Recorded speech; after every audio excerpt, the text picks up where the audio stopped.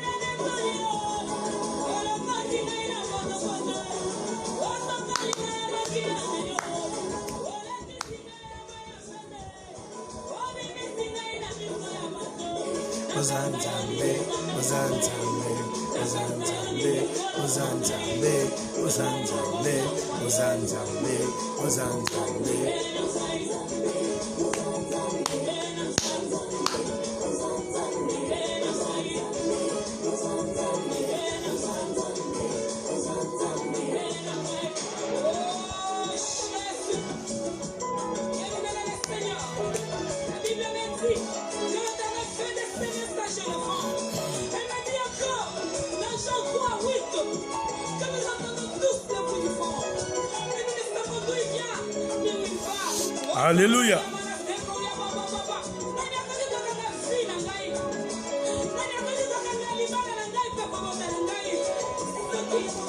Bonsoir Astrid Bouillon, Sainte Chloé Mayonza. Bonsoir, shalom à toi, shalom à Guichel Boubanga, Joanne Claver,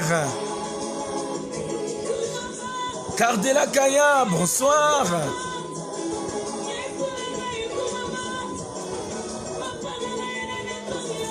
Bonsoir, bonsoir. Furgine, bonsoir ma fille. Christ veille. Shalom. Voilà, shalom Axel, shalom Florica, Jeannette, shalom Edo. Que la paix de Dieu soit avec vous.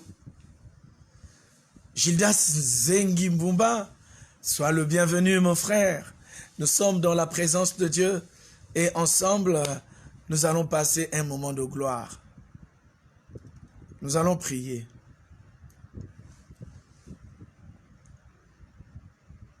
Éternel, Père très saint, à toi la gloire, à toi la louange, à toi la magnificence, à toi l'adoration, car tu es digne. Digne, Éternel, notre Dieu, de recevoir les ovations venant droit de notre cœur. Que ton esprit nous embrase. Que ta fidélité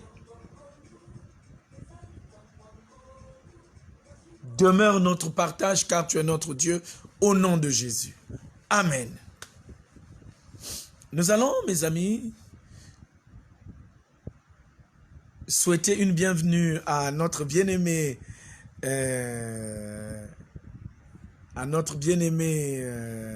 Berthier Batébi. Sois le bienvenu, tiens bon. Que Dieu te bénisse, mon frère. Que la présence de Dieu soit à notre partage. Bienvenue à notre sœur Raymonde Mouélé. Nous repartons du côté de la cabine technique avec notre technicienne maison, notre sœur Sorel. elle va nous proposer un cantique.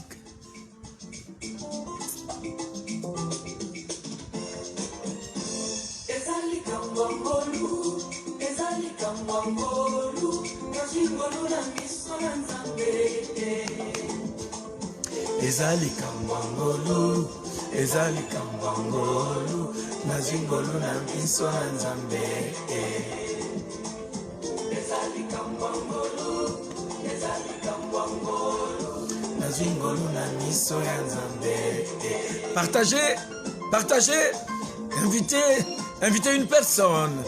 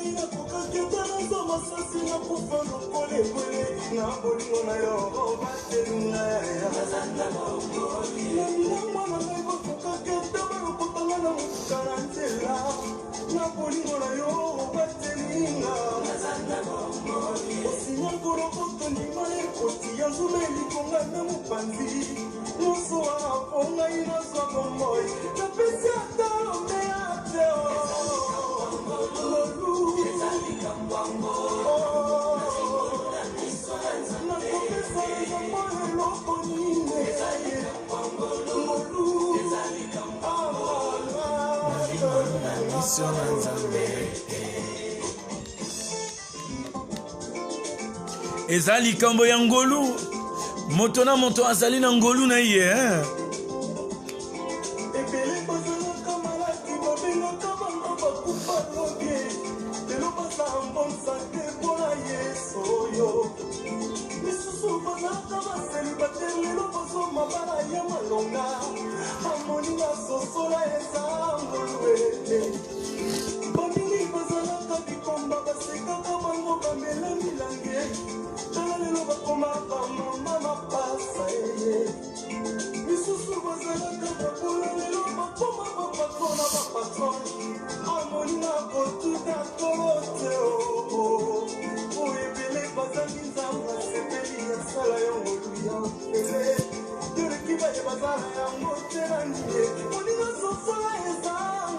Ezali kambangolu, ezali kambangolu, nazingolu na pranga nzambe.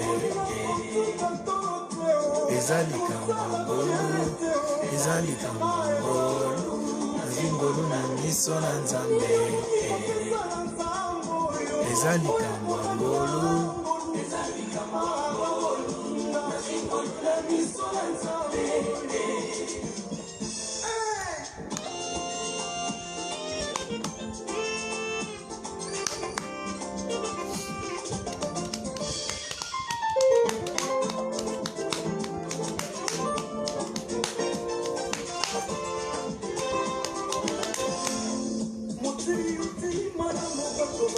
Chacun a sa grâce. Moi j'ai ma grâce. Toi tu as ta grâce. Je t'en prie, sache profiter de la grâce que Dieu t'a donnée. Oh yes.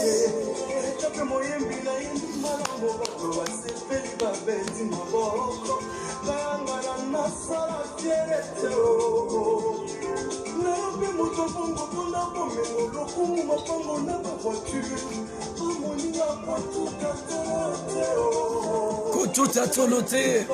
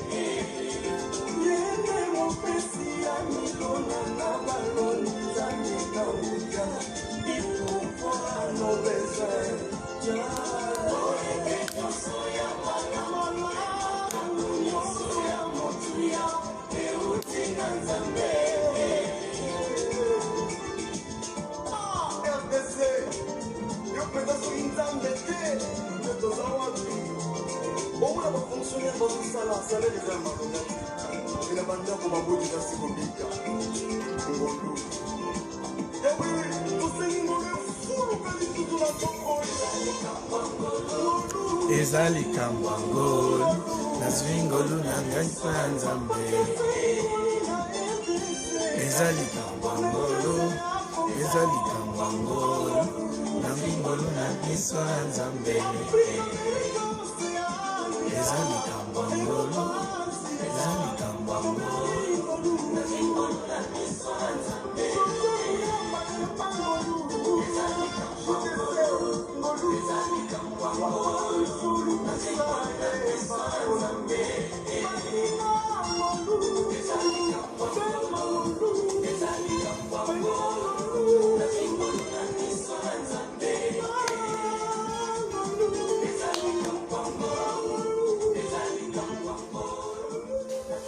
Voilà, Ezali Kamboyangolu, c'est une affaire de grâce. À chacun sa grâce. Ta grâce à toi, mon ami, c'est celle d'être là où tu es. Sois fier. Tu es né femme, sois fier d'être né femme. Tu es né homme, sois fier d'être né homme, parce que c'est la grâce que Dieu a donnée à ta vie. N'envie pas la grâce de l'autre, mais aime-toi tel que tu es. C'est ta grâce. Nous allons prier pour demander à Dieu de nous pardonner et de nous laver de nos fautes afin que tout ce que nous allons entreprendre aujourd'hui soit sous sa direction. Prions. Éternel Dieu, au nom de Jésus, nous nous présentons devant ta sainte face, sollicitant ton pardon. Nous reconnaissons notre état de culpabilité et nous te prions, Seigneur, de nous laver complètement de notre iniquité. Lave-nous, Seigneur, afin que nous soyons plus blancs que la neige. Que ton sang qui a coulé à la croix, ô Éternel, nous purifie de notre iniquité, afin que nous soyons, ô Dieu, de véritables enfants qui te servent et qui adorent ta sainte présence. À toi la gloire, à toi la louange, à toi la magnificence dès maintenant et à jamais, au nom puissant de Jésus. Amen. Voilà, mes amis, vous allez constater que notre voix n'a pas encore retrouvé toute sa force, toute sa puissance. C'est simple. Depuis lundi de la semaine passée, nous avons prêché tous les jours, et ce jusqu'à hier. Et aujourd'hui, nous sommes là-dedans. Donc, pratiquement de lundi à mardi aujourd'hui, nous avons prêché tous les jours. Parce que nous étions en pleine croisade d'évangélisation, des journées d'édification. Ce n'est pas facile. Donc, mes cordes vocales ont beaucoup été sollicitées. Voilà pourquoi vous sentez que ce n'est pas mon timbre normal. Ce n'est qu'une question de temps. Nous sommes en train de prendre un traitement approprié. Dieu voulant, dans les prochains jours, nous retrouverons notre timbre normal. C'est juste une question de travail. Le travail a été très difficile. Et quand on va de lundi à dimanche, 7 jours, et quand on ajoute les 2 jours de lundi à aujourd'hui mardi, tous les jours, il faut un minimum d'une prédication. Ce n'est pas facile pour les cordes vocales qui ont été sollicitées. Mais ne vous en faites pas. Cela ne voudrait pas dire que Dieu ne parlera pas.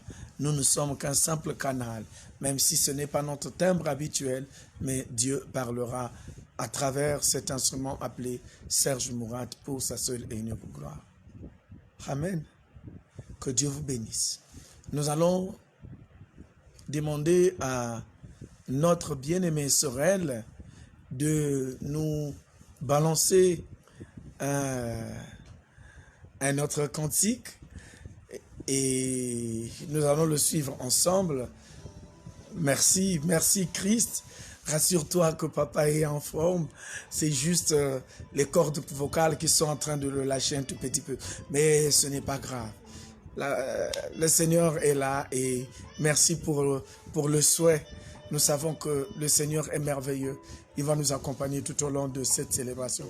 Nous aurons à nous reposer à partir de demain, mais c'est dur. Si nous ne sommes pas avec vous, nous sommes dans d'autres plateformes. Donc pratiquement, que Dieu soit glorifié.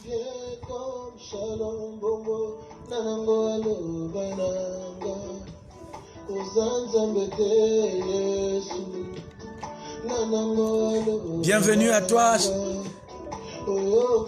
Nous étions en train de te chercher. Tu es là. Bienvenue à toi.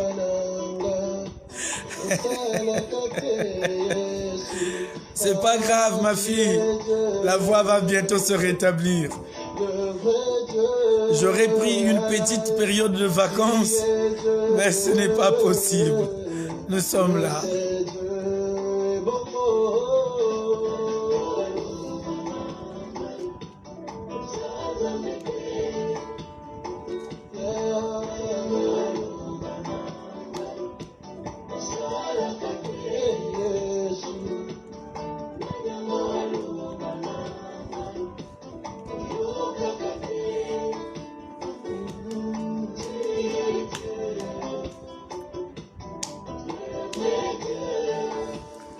L'Éternel est le vrai Dieu, le seul vrai Dieu, le Créateur du ciel et de la terre. Amen, ma sœur. Tout est pour sa grâce et pour sa gloire. Nous ne pouvons rien. Nous sommes appelés à travailler.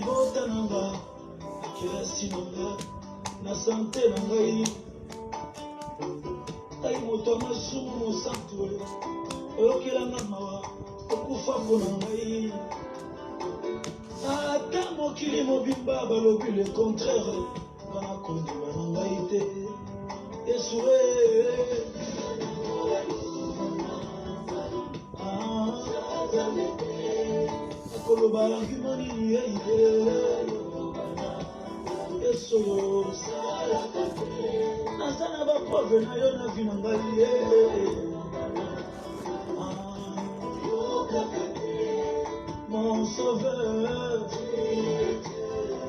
aux Anzambé, au bon manité, mon santo, le seul Dieu.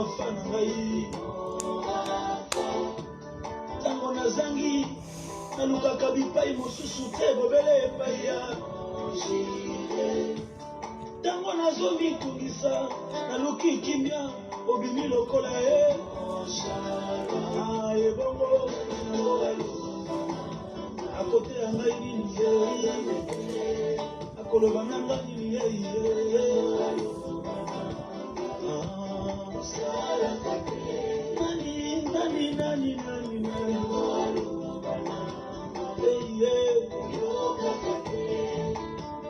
Mon sauveur, le vrai Dieu, tu es Dieu, oh, le Saint Dieu. Nana koki kokanga maboko na yo esala te nzambe na vi na ngai te. Nana kopekisa kokanga na yo nzambe na libota na ngai. Shalom, bien-aimés dans le Seigneur. Je suis le pasteur Mourat qui encore va partager la parole de Dieu ensemble avec vous. La parole que nous allons partager ce jour, nous la prenons dans le livre de Jean, l'évangile selon Jean. Jean, le chapitre 15, le verset 12. Jean, chapitre 15, le verset 12. Lisons cette belle parole au nom de Christ. C'est ici mon commandement. Aimez-vous les uns les autres comme je vous ai aimé. C'est ici mon commandement. Aimez-vous les uns les autres comme je vous ai aimé. Le thème de ce message est intitulé « Aimez-vous ». Aimez-vous. Mes amis, le terme « amour » dans le contexte du Nouveau Testament peut être traduit par trois termes. Le premier terme qui traduit l'amour, c'est le terme agapé. Agapé, c'est l'amour de Dieu. L'amour, selon Jean chapitre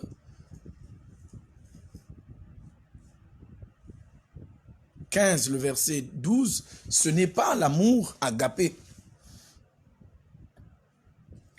Ici, dans le concept amour agapé, l'amour de Dieu envers l'homme ou l'amour entre les enfants de Dieu est appelé l'amour de Dieu. C'est l'amour parfait. Nous l'appelons amour parfait parce que c'est grâce à cet amour que Christ est venu sur terre. Et nous pouvons réciter notre texte de Jean. Car Dieu a tant aimé le monde qu'il a donné son Fils unique afin que quiconque croit en lui ne périsse point, mais qu'il ait la vie éternelle. Alléluia. C'est un très bon texte et je l'aime bien. Car Dieu a tant aimé le monde. Aimer. Le verbe aimer ici renvoie au terme grec agapé. C'est un amour inconditionnel. C'est un amour qui exige une totale disponibilité pour son vis-à-vis, notamment son prochain. C'est l'amour parfait. C'est l'amour venant de Dieu. Cet amour ne connaît pas d'altération. Quand arrive la tempête, cet amour ne souffre pas. Parce que c'est un amour propre. Parce que c'est un amour naturel. Le verbe aimer, selon la vision première d'agapé, est un verbe qui doit être utilisé par toutes les personnes qui ont compris que ces personnes sont faites à l'image et à la ressemblance de Dieu. Alléluia. Amour agapé. Il y a une autre catégorie d'amour qu'on appelle amour philéo. L'amour philéo, c'est l'amour d'affiliation. J'aurais voulu dire c'est l'amour du sang. C'est l'amour entre un père et un fils, entre une mère et une fille ou un fils, entre un frère et une sœur, entre un neveu et une nièce. C'est l'amour filial, l'amour du sang. Et cet amour, mes amis, est aussi fort, un amour puissant, parce que le lien du sang est un lien qu'on ne peut pas rompre n'importe comment. Alléluia. Enfin, nous avons la troisième définition de l'amour, selon le grec, appelée l'amour éros. Éros renvoie à érotique, renvoie à l'amour ayant un attachement ou un penchant vers l'émotion, vers la passion, vers le sexe pour être terre à terre. Dans cet amour, il y a l'intérêt. Dans cet amour, il y a l'attente de quelque chose de la personne que l'on aime. Mais nous pouvons nous poser la question de savoir, quand Christ dit « Aimez-vous les uns les autres comme je vous ai aimé », de quel amour le Seigneur Jésus-Christ nous parle-t-il? Est-ce de l'amour éros? Est-ce de l'amour philéo? Est-ce de l'amour agapéo? Évidemment, les amis, l'amour dont le Seigneur nous parle ici, ce n'est pas l'amour philéo, ce n'est pas l'amour éros, mais le Seigneur nous parle de l'amour agapé, un amour apéroné, un amour qui ne s'altère pas, un amour qui ne subit pas la notion du temps. C'est l'amour de Dieu. Il y a un cantique que nous chantions quand nous étions en faculté de théologie évangélique. Ce cantique dit « L'amour de Dieu est si merveilleux. L'amour de Dieu est si bon. L'amour de Dieu est si puissant. Oh, quel amour! » L'amour de Dieu, c'est un amour qui amène chacun à accepter l'autre dans sa condition. L'amour de Dieu est un amour qui pousse les forts à soutenir les faibles. Mais que constatons-nous aujourd'hui? Aujourd'hui, nous constatons, bien-aimés dans le Seigneur, que l'amour des enfants de Dieu, l'amour des chrétiens, devient un amour impropre.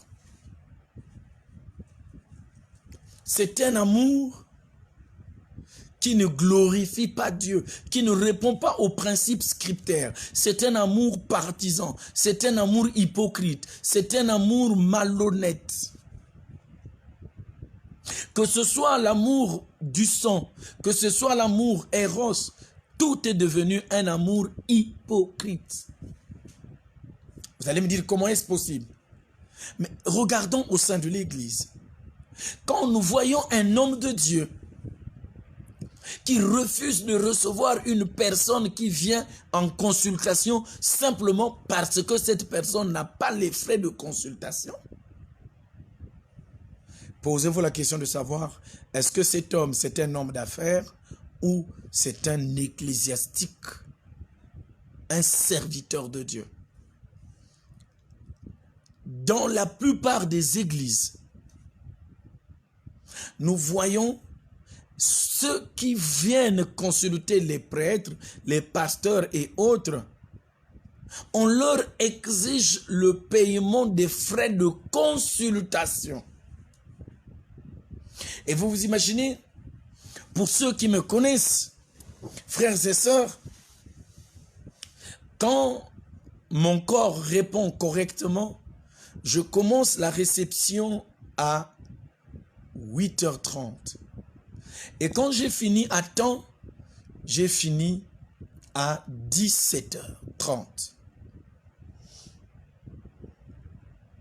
Il arrive des moments, pendant les jours de réception des fidèles, j'arrive jusqu'à 21h. 8h, 9h à 21h. Il arrive que par jour, que je puisse recevoir 400 personnes. Vous vous imaginez, si je pouvais demander un strict minimum de 1000 francs par personne, vous voyez que en un seul jour, je me retrouve avec 400 000 francs. Peut-être que j'aurais mal calculé. 400 000. Les personnes qui viennent voir l'homme de Dieu viennent parce qu'elles ont un problème. Parce que ces personnes ont un souci. Voilà pourquoi ces personnes viennent voir l'homme de Dieu. Et quand l'homme de Dieu exige à ces personnes des droits de consultation,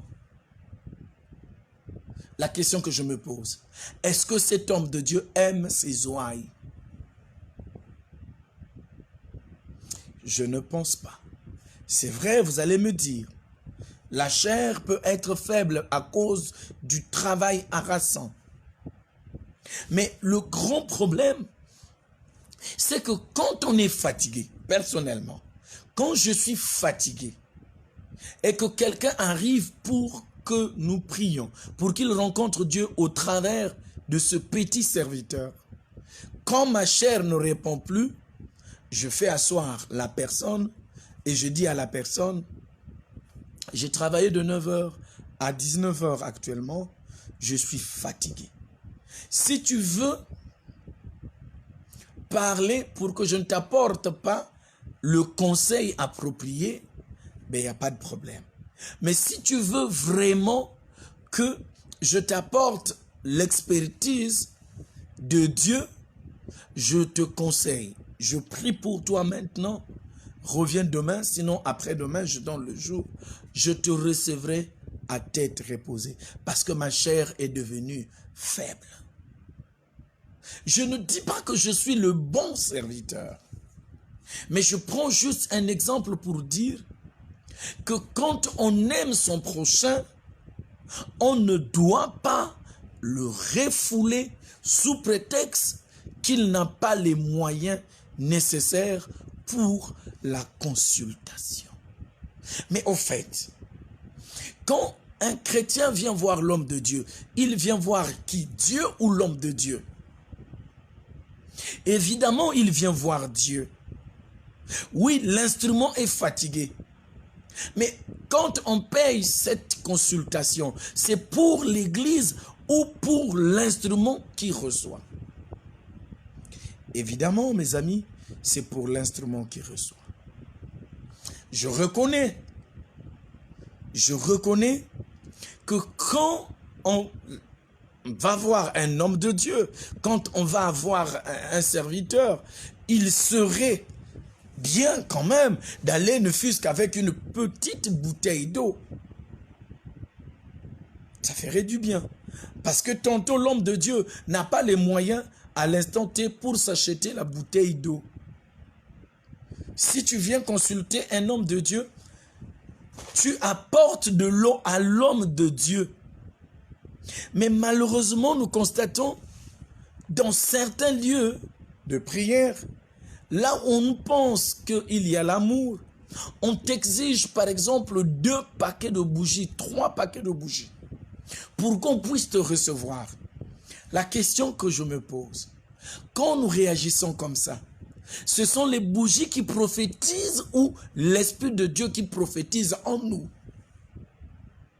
Ou alors une autre divinité qui prophétise? Quand c'est véritablement l'Esprit de Dieu, bougie ou pas bougie, nous accomplissons le ministère de Dieu. Parce que nous savons que nous ne sommes qu'un canal par lequel Dieu passe pour communiquer à son peuple les vérités divines de l'heure. L'amour. L'amour de Dieu dans le monde. Grâce à cet amour, Dieu a envoyé son Fils unique afin que quiconque croit en lui ne périsse point, mais qu'il ait la vie éternelle. Alléluia. Quand on a l'amour envers les fidèles, on sacrifie même ses propres intérêts. on sacrifie même ses propres intérêts. J'ai vécu, je n'ai jamais caché, je suis né au village et j'ai vu une sœur à ma maman, une tante à moi donc. Cette tante, quand elle va au champ, elle va couper par exemple des fagots de bois. Elle met le fagot de bois dans le panier et un autre fagot sur sa tête. Et pendant qu'elle rentre, elle arrive quelque part, elle prend un bois, elle le dépose chez quelqu'un. Elle me dit, ah, j'ai été prendre du bois, je te laisse ta part. Et quand elle arrive à la maison, j'ai vu des fois, elle arrive à la maison, elle n'a même pas un seul bois. Pour moi, cette tante aimait véritablement les autres. Et généralement, elle allait voir les personnes qui étaient malheureuses. Quand je dis malheureuses, qui n'avaient plus de force d'aller au champ chercher du bois. L'amour. L'amour n'est pas un mot que l'on prononce facilement, mais l'amour est un mot qui s'accompagne des actes. Les actes d'amour existent dans le domaine de l'Église ou dans le domaine relationnel. Quels sont donc les actes d'amour qui nous accompagnent pendant notre séjour terrestre? Quels sont les signes qui montrent qu'une telle personne a de l'amour envers son prochain? Le premier signe qui manifeste l'amour entre frères et sœurs, entre les hommes, c'est l'humilité. Un homme humble, une femme humble est un homme et une femme qui aiment. Parce que cette personne ne se considère pas au-dessus des autres, mais elle se considère même en dessous des autres. L'illustration, c'est l'histoire de Jésus. Jésus a manifesté l'humilité humiliante en lavant les pieds de ses disciples. Or, le lavement des pieds est un exercice qui est réservé aux esclaves. Quand le maître arrive, l'esclave se présente et lave les pieds de son maître.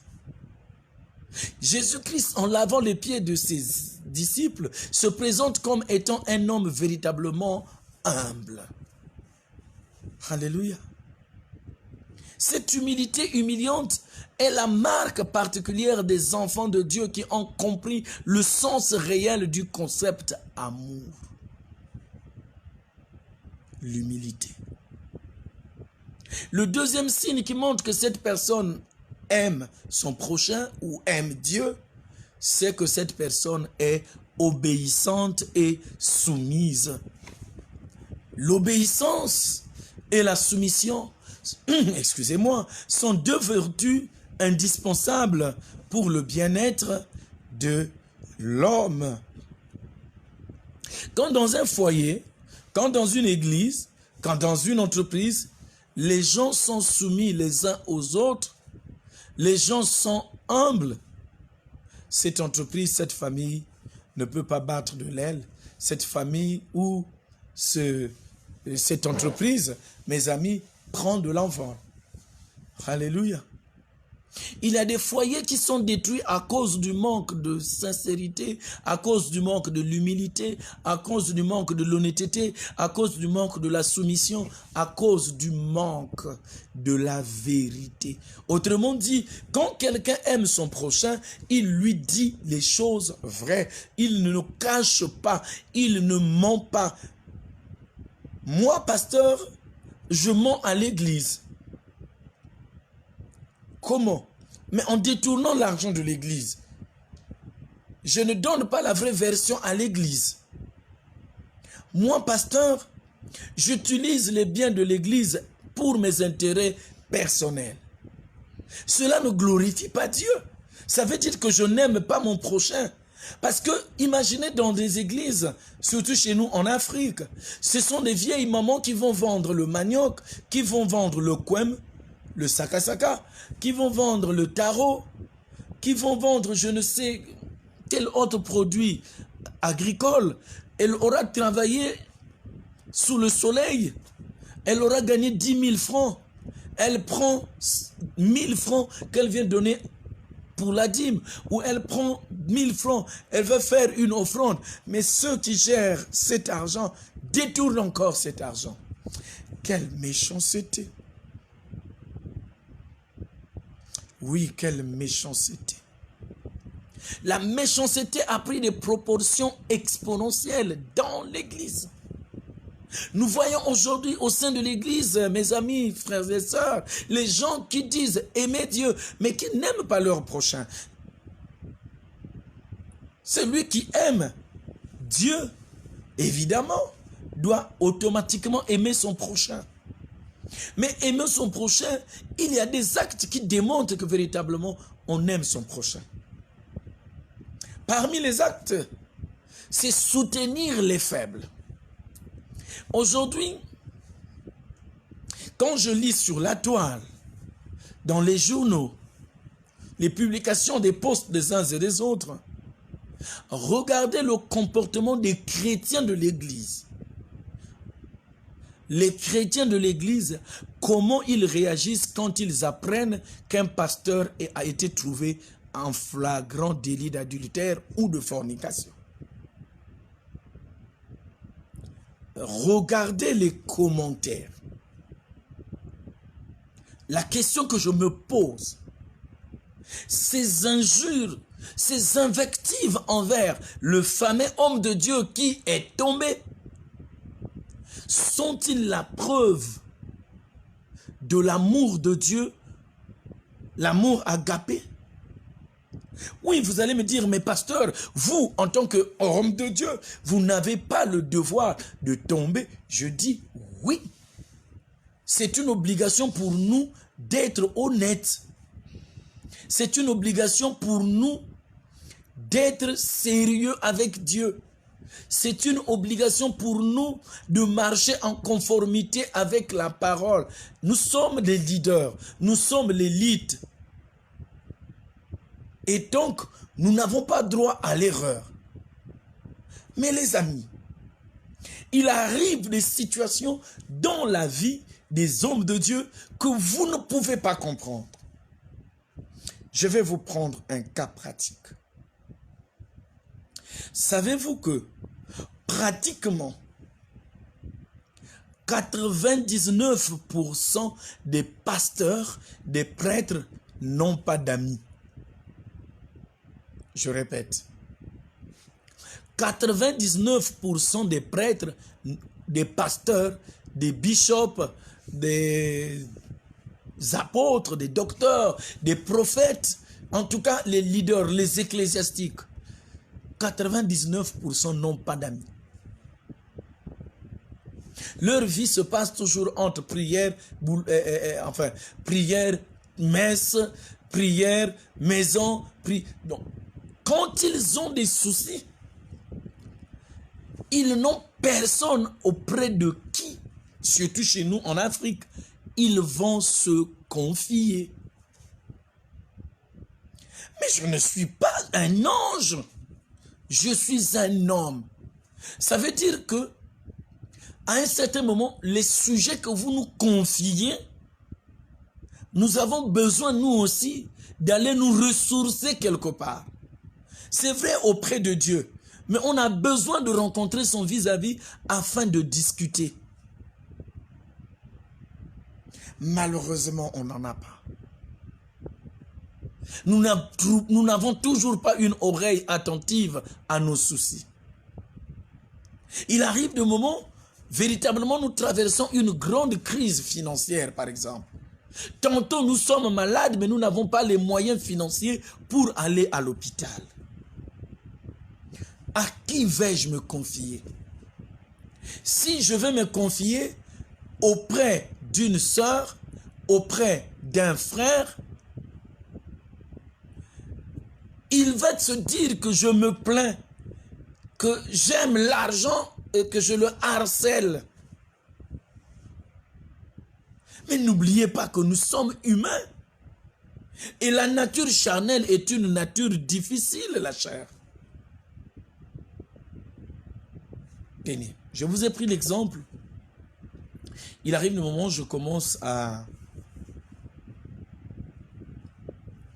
prier, sinon à recevoir les fidèles pour l'accompagnement pastoral à 9 h. Je prends seulement de 9 h à 19 h. 10 heures d'affilée. Je suis assis. Je peux prendre peut-être 30 minutes pour faire un tour éclair dans un restaurant manger. Mais quand je vais manger, ce n'est pas mon épouse qui a préparé.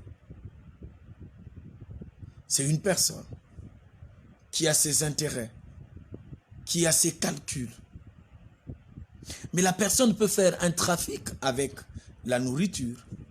Je ne suis pas en train de justifier les faiblesses des hommes de Dieu, mais je suis en train d'attirer notre attention sur le comportement des chrétiens en face des hommes de Dieu qui tombent. Ce n'est pas seulement les hommes de Dieu, même les frères et sœurs dans la chorale, au niveau de la paroisse, quand ils commettent certaines bévues, comment nous comportons-nous?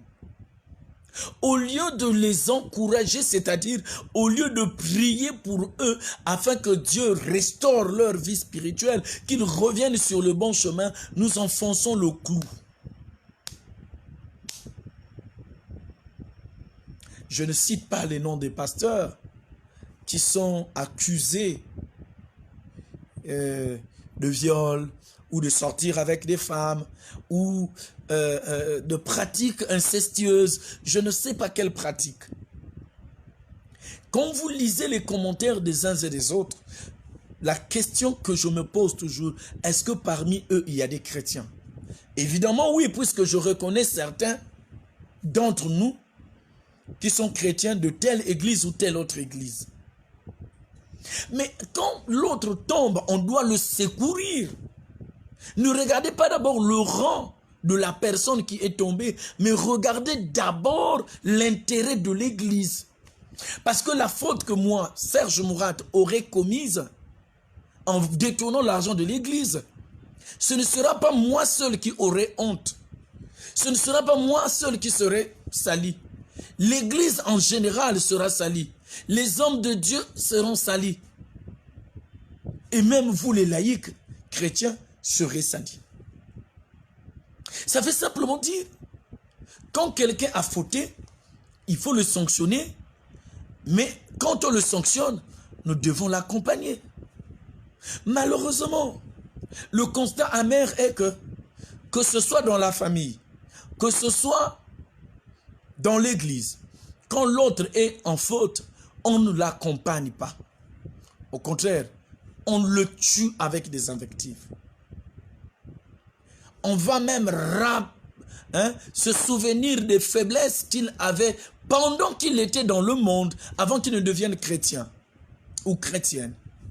Avant que la personne n'accède à la vérité de Christ, elle était peut-être lesbienne, elle était peut-être une prostituée. Mais maintenant qu'elle est devenue chrétienne, elle a abandonné la prostitution.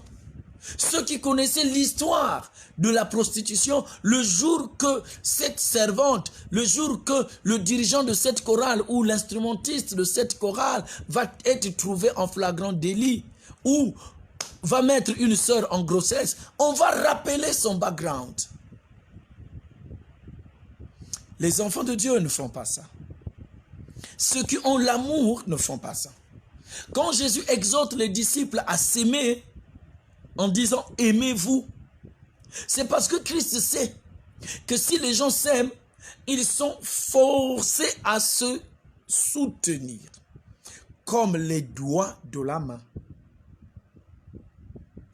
Le pouce ne peut pas dire à l'annulaire, à l'index ou je ne sais pas quel autre doigt, nous n'avons pas besoin de toi. Il faut que l'un soutienne l'autre pour l'avancement de l'œuvre.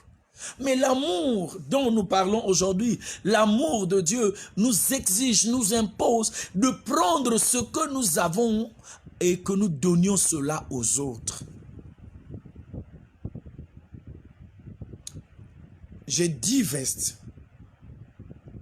mais j'ai un autre serviteur qui n'a qu'une seule veste.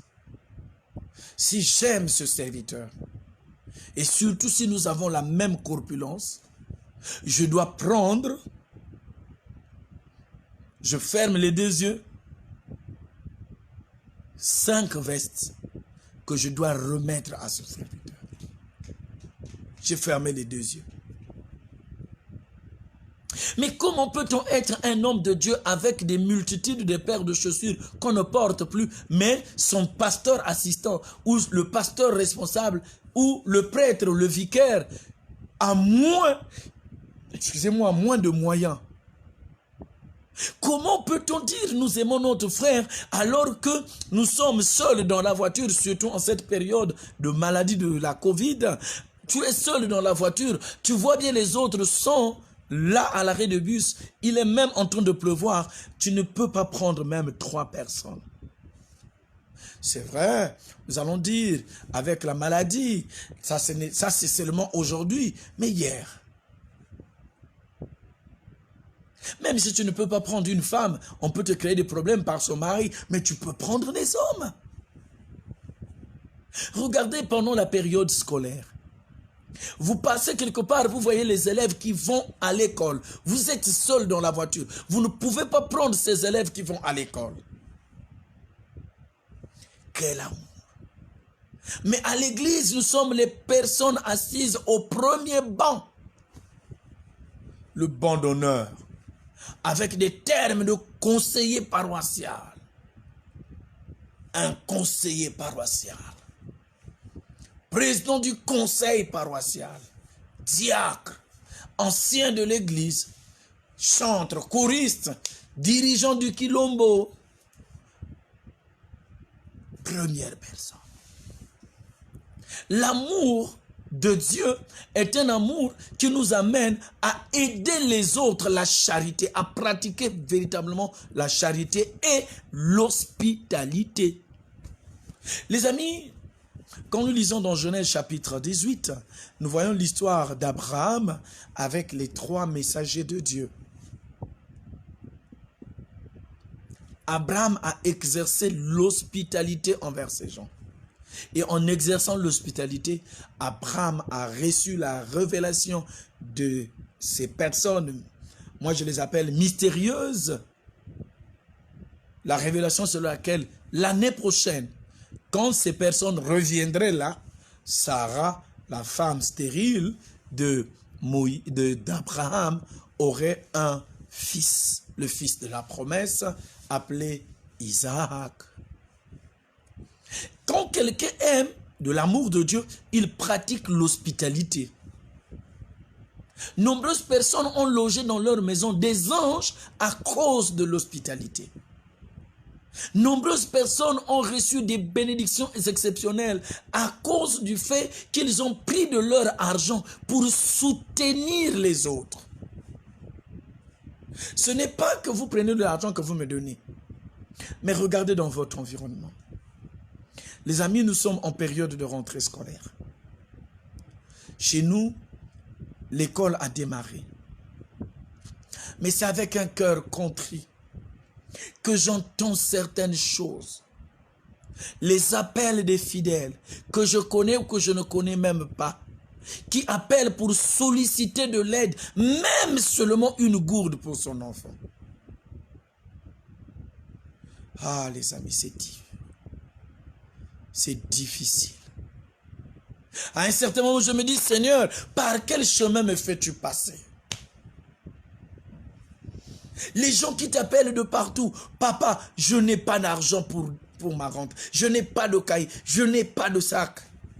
Vous savez, le plus dur a été pour moi, en allant aujourd'hui même, aujourd'hui. Est-ce que c'est à partir de là que le Seigneur a voulu que nous puissions partager le message sur l'amour? Je ne sais pas. J'ai vu un enfant qui allait à l'école en classe de CM2, cours moyen 2, ayant 3 cahiers de 32 pages. Je répète, 3 cahiers de 32 pages dans un sac. Ce n'est pas un sac scolaire, Mais en réalité, c'est un sac qu'on utilise pour faire le marché. Chez nous, au Congo, on l'appelle ngiri. Un sac utilisé pour acheter du poisson au marché. C'est pathétique. J'ai eu très mal au fond de mon cœur.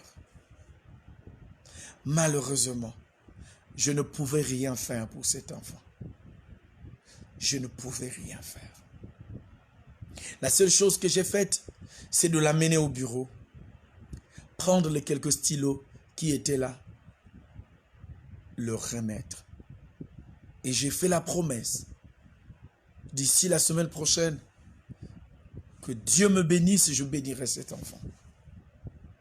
Comment nous qui sommes, je ne voudrais pas dire nantis, non, nous qui avons un peu, nous ne pouvons pas penser à ceux qui n'ont même pas un grain de sang, un grain de riz. Chez nous, il y a un phénomène qu'on appelle le pain grattage. Les Congolais qui sont là comprennent ce que je voudrais dire.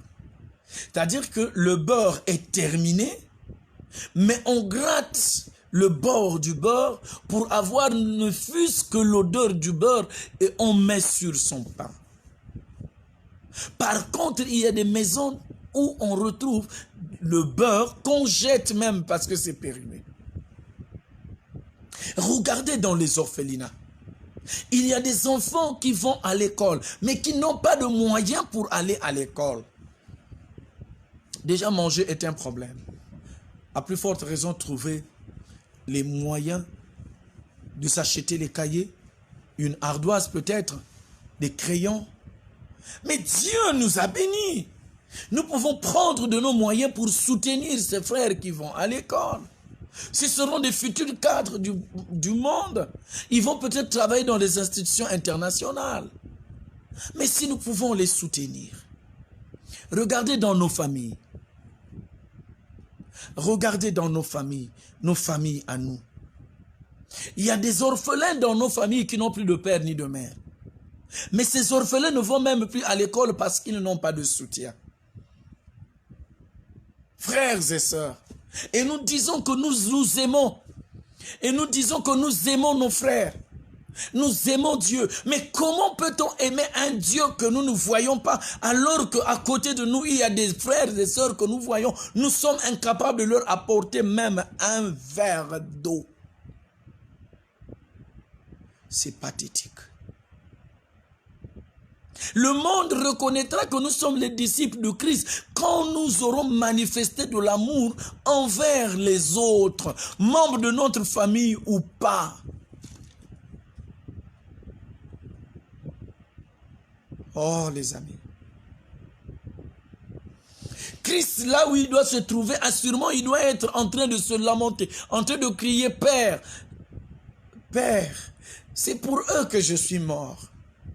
Pendant que Dieu veut décider de me tuer, moi, à cause de mon égoïsme et de mon égocentrisme, Christ dit, Père, accorde encore à Serge un peu de temps. Voilà pourquoi Dieu veut que nous découvrions le message de l'amour.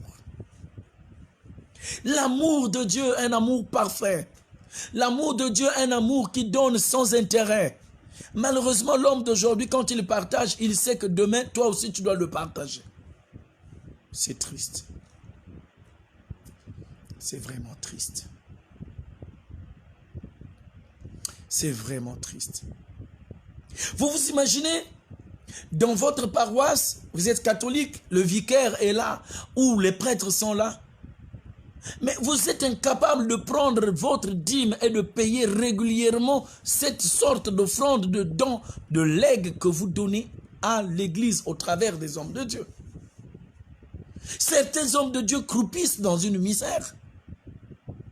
Mais il y a des frères, il y a des sœurs qui ont 2, 3, 4, 5 parcelles, qui ont 2, 3, 4, 5 voitures. Mais le prêtre de sa paroisse ou le pasteur ou l'évangéliste de son annexe de sa paroisse est à pied. Et quand il arrive en retard à la messe ou au culte, les fidèles s'énervent contre lui pour raconter même des choses incongrues. Pour dire, mais il ne nous respecte pas, il vient en retard. Mais il est venu en bus. Et le bus ne va pas droit. Le bus est à la recherche des clients. C'est dur. Quand une église a compris que les hommes de Dieu doivent être mis dans des conditions normales de température et de pression, les frères indigents disais-je, les frères indigents, les veuves, les orphelins, doivent être mis dans les conditions normales de température et de pression, cette église a compris le message de Christ. Parce que le message de Christ est un message d'amour. Le message de Jésus est un message d'amour. Le message de Jésus est un message d'encouragement. Le message de Jésus est un message du pardon. Le message de Jésus est un message de soutien envers les personnes qui souffrent. Oh, frères et sœurs. Quand nous regardons le monde dans lequel nous baignons, il y a des gens qui croupissent dans la misère profonde. En face, il y a les gens qui vivent dans une opulence extravagante. Et on est fiers. On est fiers d'être appelés enfants de Dieu pendant que en face de nous, il y a des gens qui souffrent.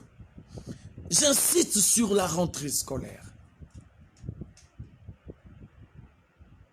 Comment? En tant qu'enfant de Dieu, on ne peut pas penser que j'ai acheté tout pour mes enfants, mais il y a un enfant qui doit être en manque de quelque chose. Même seulement une ardoise, même seulement un cahier de 288 pages, même seulement une rame de papier. Oh, frères et sœurs, ça fait mal au cœur de voir aujourd'hui des mamans qui pleurent leur mari décédé. Car quand cet homme vivait, ses enfants allaient à l'école. J'ai rencontré une sœur, orpheline de père et de mère. Cette sœur a arrêté les cours en classe de CM2. Je pèse ce que je dis. Elle a arrêté les cours en classe de CM2. Mais quand elle parle avec vous, vous n'allez pas croire qu'elle s'est arrêtée au CM2. Quand elle parle un français qui ne reflète pas le niveau de CM2. Et en discutant avec elle, je pose la question, quand reprends-tu les cours? Elle dit, papa, je ne peux pas reprendre les cours. Je dis, pourquoi? Elle dit, mais je n'ai personne pour me soutenir. Et puis, l'âge est déjà très avancé. J'ai 25 ans aujourd'hui. S'il y avait la possibilité que j'apprenne un métier, j'apprendrai un métier. Et je lui ai posé la question de savoir, que veux-tu apprendre? Elle me dit, j'aime la couture. J'aime la couture. J'ai dit, le Dieu du ciel est vivant. Il fera que tu apprennes. Aujourd'hui, je suis fier parce que cette sœur a commencé avec la formation en couture. Coupe et couture. Moi, je crois que le Dieu du ciel fera de sorte que cette sœur finisse sa formation. Pas forcément avec moi, mais Dieu suscitera quelqu'un qui viendra, comme moi, donner un coup de pouce à cette sœur afin qu'elle finisse sa formation. Nous avons été peut-être un simple canal pour déclencher quelque chose. Mais comment peut-on accepter dans nos familles où il y a des cadres que les enfants de nos frères, les enfants de nos sœurs décédés n'arrivent pas à aller à l'école alors que Dieu nous a bénis, nous avons un strict minimum, nous pouvons soutenir ces sœurs, nous pouvons soutenir ces neveux afin qu'ils apprennent même un petit métier. Petit métier, c'est un terme générique. Un métier. La personne peut apprendre la coiffure, la couture, l'informatique, ou je ne sais quelle autre chose. C'est possible. Mais malheureusement, mes amis, nous à qui Dieu a donné ces moyens, nous tournons le dos à ces personnes qui ont besoin de notre secours. Mais le matin à l'église, nous mettons notre belle cravate et nous allons à l'église chanter « Mon Dieu est bon, mon Dieu est bon, il est bon pour moi. » Égoïste, hypocrite. Dieu est bon pour toi, oui, mais est-ce que Dieu qui est bon pour toi, tu as fait profiter aux autres la bonté que Dieu t'a donnée, t'a accordée? Quand Dieu bénit quelqu'un, il faut que le quelqu'un là, permettez-moi d'utiliser le français de chez nous, il faut que ce quelqu'un là bénisse quelqu'un d'autre. Autrement dit, quand Dieu te bénit, toi en retour bénis une autre personne. Vous savez, nombreuses personnes ont reçu la bénédiction d'aller en Europe. Mais depuis qu'elles sont en Europe, elles crient tous les jours. Quand on les appelle, on a besoin d'une petite aide. Elles crient tous les jours, l'Europe, c'est trop difficile, on n'arrive pas. Malheureusement, ils ne rentrent pas au pays. Je répète. Tu as été béni en allant en Afrique du Sud, en allant au Maroc, en allant aux États-Unis, en allant en Europe occidentale, en Espagne, en France, en Allemagne. C'est très bien. Si véritablement la souffrance était une souffrance insupportable, tous seraient rentrés en Afrique. Malheureusement, pratiquement aucun ne revient en Afrique. Ça veut dire que cette souffrance est supportable. Ça veut simplement dire que tu peux aussi prendre quelqu'un d'autre qui vienne vivre lui-même cette souffrance là-bas en Occident. Dieu t'a béni d'avoir un travail de vigile. Tu dis aux autres, ah, c'est un travail harassant, moi je ne voudrais pas que tu le fasses. Laisse la personne venir travailler aussi en tant que vigile. Que la personne elle-même vive cette réalité. C'est ça l'amour. Je sais que l'Occident ne se présente pas comme Eldorado. Ce n'est pas l'Eldorado, l'Occident. Mais il y a beaucoup de personnes aussi qui ont réussi en Occident. À chacun sa grâce, nous l'avons dit tout au début. Il ne faut pas que nous puissions étouffer la grâce des autres pour dire c'est difficile ici, reste là-bas. Non, il faut laisser la personne venir et qu'elle-même constate que c'est trop dur, elle rentre. Imaginez l'histoire de ce bien-aimé qui a sauvé la jeune fille ou l'enfant qui serait dans un immeuble ou qui était dans un immeuble. À partir de là, il est devenu pompier, sapeur-pompier. N'est-ce pas? Eh bien, il a eu le titre de séjour et sûrement demain, il aura la nationalité. C'est pour simplement dire, chacun a sa grâce. Nous devons faire profiter aux autres les bénédictions que Dieu nous a données. Dis-moi, Dieu t'a béni. En quoi t'a-t-il béni? Ou de quoi t'a-t-il béni? Dieu t'a béni en te donnant des terrains. Gloire à Dieu. Mais tu peux faire profiter un frère ou une sœur dans ta propre famille. Tu peux donner 2 terrains aux membres de ta famille. En disant que ces terrains, c'est pour vous, les membres de ma famille. C'est ça l'amour. Pendant que tu quittes ta maison, tu rentres, pluie ou pas pluie, tu vois des personnes, prends au moins 2 personnes. Prends au moins 3 personnes. Si ta voiture te permet de prendre plus que ça, mais prends. C'est ça l'amour. L'amour signifie prier pour les autorités. Malheureusement, les chrétiens d'aujourd'hui n'aiment pas prier pour les autorités. On pense que les autorités sont trop sales. C'est une erreur monumentale que nous commettons. Quand on aime, on doit prier pour les autorités politiques, administratives, enfin militaires, civiles, toutes les autorités. Nous devons prier pour ces autorités car c'est ça l'amour. Nous devons prier pour toutes les personnes malades et les prisonniers. Pourquoi? Parce que c'est ça l'amour. C'est ça l'amour. Les véritables enfants de Dieu ne se canardent pas entre eux. Les véritables enfants de Dieu se protègent et se supportent. Un jour, pendant un enseignement, j'étais en train de dire aux jeunes qui travaillent avec moi dans le ministère de Jesus Ministries, je leur disais, les amis musulmans, quand bien même leur frère a tort, ils le protègent d'abord en public et quand ils sont entre eux, là-bas, ils le punissent. Malheureusement, les chrétiens ne font pas ça. Pour les chrétiens, c'est le chacun pour soi, Dieu pour tous.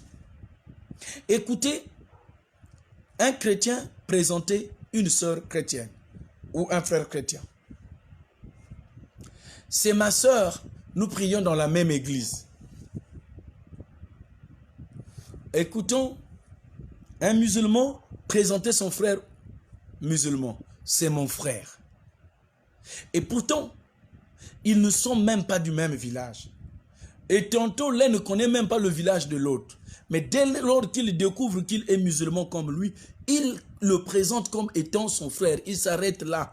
Et il est capable, il peut laisser son frère musulman comme lui dans la boutique. Mais ce qu'un chrétien ne peut pas faire. Laisser la sœur dans ta boutique ou le frère dans la boutique pendant que toi tu vas te faire tresser. C'est pas possible. Les chrétiens ne savent pas le faire. Pourquoi? Parce que les chrétiens n'ont pas l'amour. L'amour qui est le pivot nodal autour duquel doit graviter tous les chrétiens a perdu sa valeur. L'amour de Dieu est si merveilleux. Cet amour merveilleux a perdu son sens dans la chrétienté. Cet amour merveilleux a perdu son sens dans la vie des hommes actuellement. Parce que les hommes vivent dans le retranchement, le recroquevillement. Chacun est comme la chose essentielle pour chacun, c'est soi-même.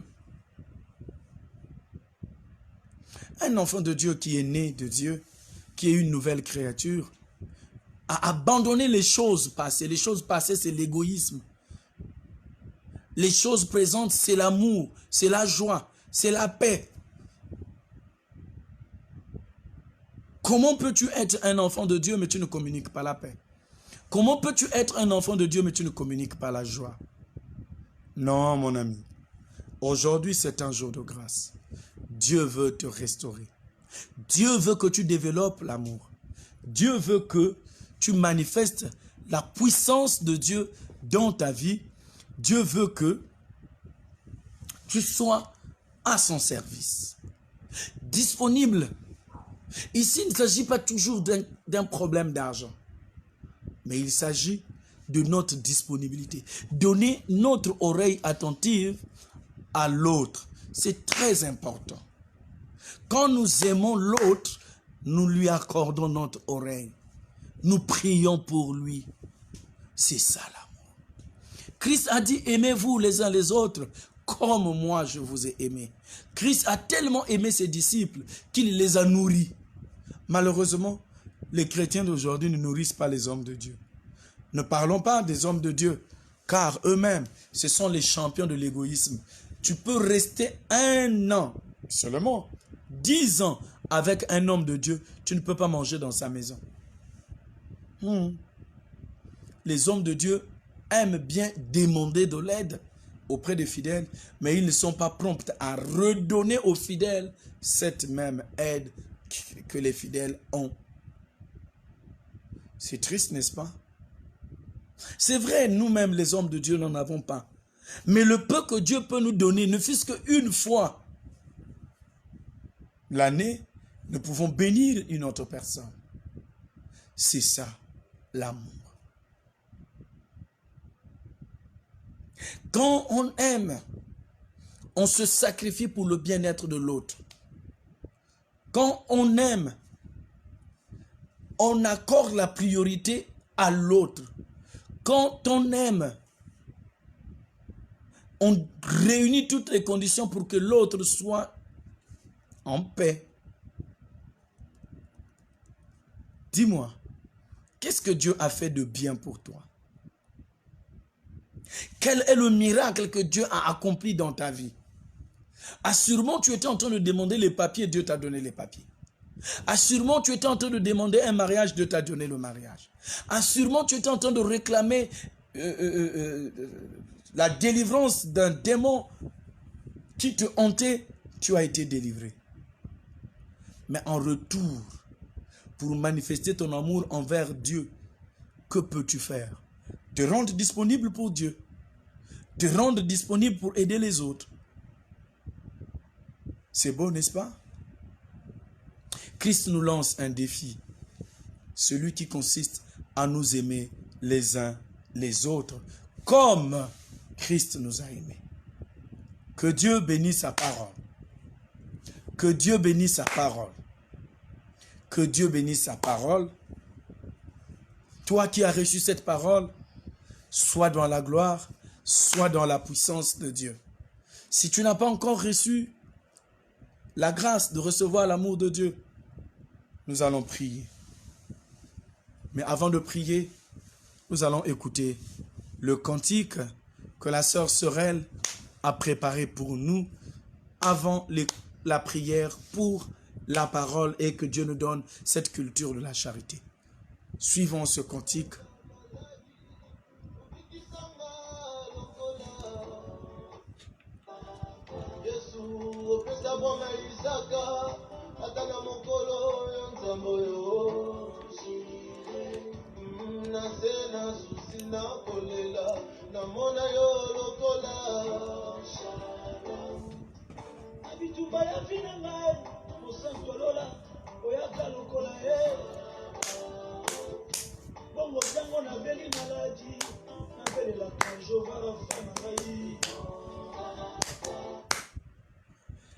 Nous allons prier pour la parole.